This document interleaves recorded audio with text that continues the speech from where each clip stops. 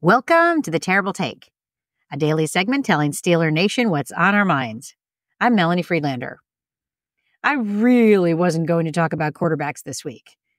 I thought about other topics. The 50th anniversary celebration of the incredible 1974 Steelers draft class and their victory over Minnesota in Super Bowl IX.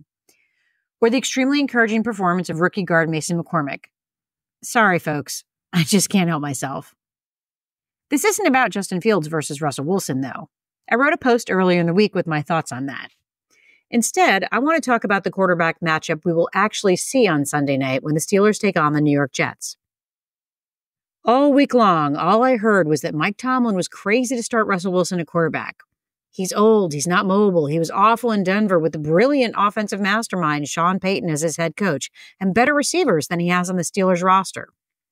Most of the talking heads in the national media are predicting a disaster in his first game this season. Let's start with age. Russell Wilson is 35 years old. He will turn 36 in late November. 3 days later, Aaron Rodgers, the starting quarterback of the Jets, will turn 41.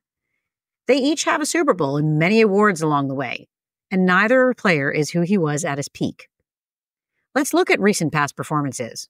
One big criticism of Wilson is that he takes too many sacks. In his final year in Denver, Wilson was sacked 45 times. Through 6 games this season, Rodgers has been sacked 16 times.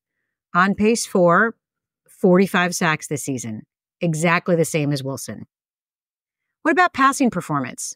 Last year in Denver, Wilson posted an average net yard per attempt of 6.04 and was credited with 4 fourth-quarter comebacks and 4 game-winning drives.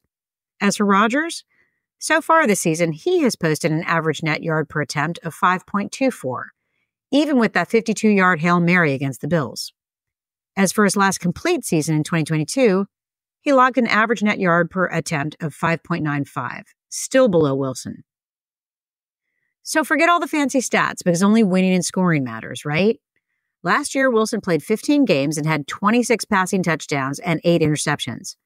In his last full year, Rodgers passed for 26 touchdowns as well, in 2 additional games, and he had 4 more interceptions. Will Russell Wilson give the Steelers offense the boost they need? I have no idea, but I am curious to see how it goes.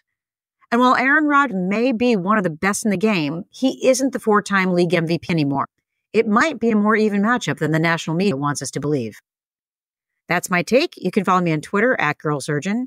Check out The Terrible Take every day at 5 p.m. Eastern Time. Follow us on SteelersDepot.com and check out The Terrible Podcast with Dave Bryan and Alex Kazora every Monday, Wednesday, and Friday.